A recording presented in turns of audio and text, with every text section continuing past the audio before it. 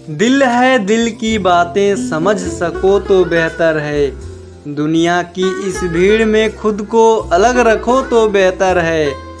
मोड़ हजारों मिलेंगे तुमको, कई मिलेंगे चौराहे। मंजिल तक पहुंचाने वाली राह चुनो तो बेहतर है। कदम कदम पर यहाँ सभी को बस ठोकर ही मिलती है। थाम के मेरा हाथ अगर तुम संभल सको तो बेहतर है।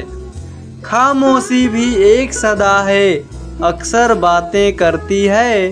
तुम भी इसको तन्हाई में कभी सुनो तो बेहतर है। जाने कैसा जहर घुला है इन रंगीन फिजाओं में।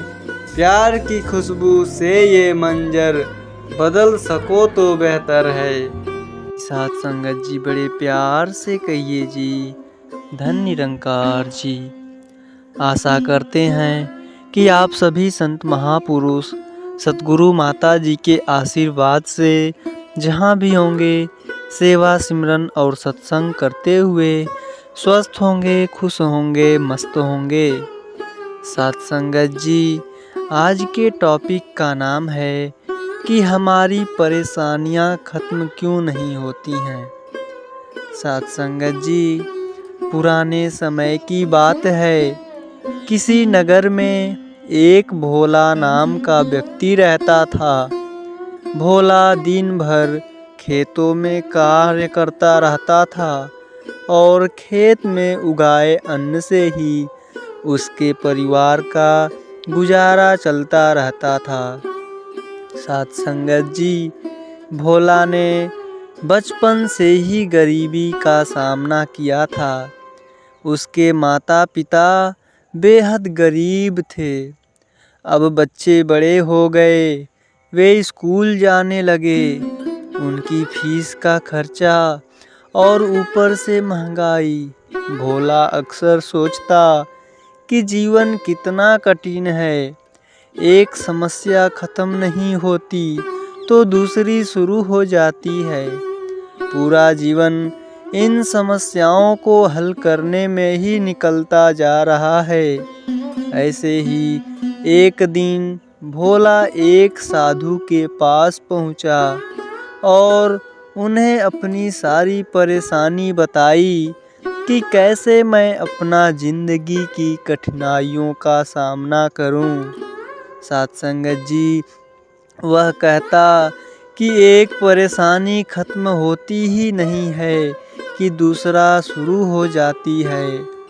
तब साधु महाराज जी हंसकर बोले, तुम मेरे साथ चलो, मैं तुम्हारी परेशानियों का हल बताता हूँ। साथ संगत जी, साधु भोला को लेकर के एक नदी के किनारे पहुँचे और बोले, मैं नदी के दूसरी पार जाकर तुमको परेशानी का हल बताऊंगा।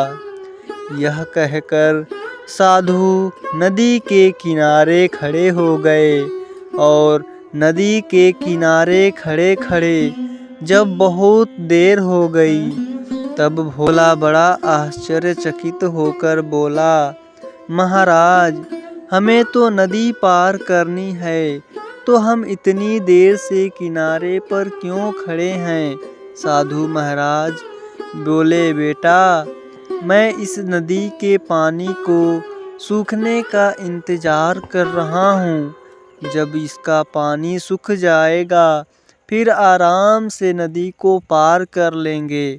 भोला को साधु की बातें मूर्खतापूर्ण लगी। वो बोला, महाराज, नदी का पानी कैसे सूख सकता है। आप कैसी मूर्खतापूर्ण बातें कर रहे हैं। साधु जी हंसकर बोले, बेटा, यही तो मैं तुमको समझाना चाहता हूँ कि ये जीवन एक नदी है और हमारी समस्याएं पानी की तरह हैं। जब तुमको पता है कि नदी का पानी सूखेगा ही नहीं, तो तुमको खुद प्रयास करके नदी को पार करना होगा। वैसे ही जीवन में समस्याएं तो हमेशा चलती ही रहेंगी, तुमको खुद प्रयास करके नदी को पार करना होगा। वैसे ही जीवन में समस्याएं तो चलती रहेंगी। तुमको अपने प्रयासों से इन परेशानियों से पार पाना है। अगर किनारे बैठकर नदी का पानी सूखने का इंतजार करोगे तो जीवन भर कुछ नहीं हो सकेगा। पानी तो बहता रहेगा, अर्थात समस्याएं तो आती रहेंगी, लेकिन आपको नदी की धार को चीरते हुए आगे जाना है। हर समस्या को धराशायी करना है, तभी जीवन में हम आगे बढ़ सकेंगे। भोला की समझ में अब सारी बातें आ चुकी थी। तो साथ संगत जी, हमारी ज़िंदगी में भी कुछ ऐसा ही होता है। हम हमेशा सोचते हैं कि ये परेशानी खत्म हो जाए तब हमारा जीवन सुखी होगा। कभी वो परेशानी सुलझ जाए तब जीवन सुखी होगा, लेकिन नहीं, ये समस्या ही नदी का पानी है। नदी तो बहती रहेगी, तुमको पार जाना होगा। धारा चीर कर आगे हमको बढ़ना होगा, तभी हम समस्याओं से निजात पा सकेंगे। कुछ ख्वाहिशें बारिश की उन बूंदों की तरह से होती हैं, जिन्हें पाने की चाहत में हथेलियां तो भीग जाती हैं, मगर हाथ हमेशा खाली ही रहते हैं। गति के लिए चरण और प्रगति के लिए आचरण बहुत ज़रूरी है। आपसे मधुर संबंध ही मेरा सबसे बड़ा धन है। उन संबंधों को मेरा नमन है। सत्संगत जी, उम्मीद करते हैं कि आज की यह साखी आप सभी संतों को ज़रूर पसंद आई होगी। फिर मिलते हैं ऐसे ही अगली सुंदर साखी में। सत्संगत जी, बड़े प्यार से कहिए जी, धन निरंकार जी।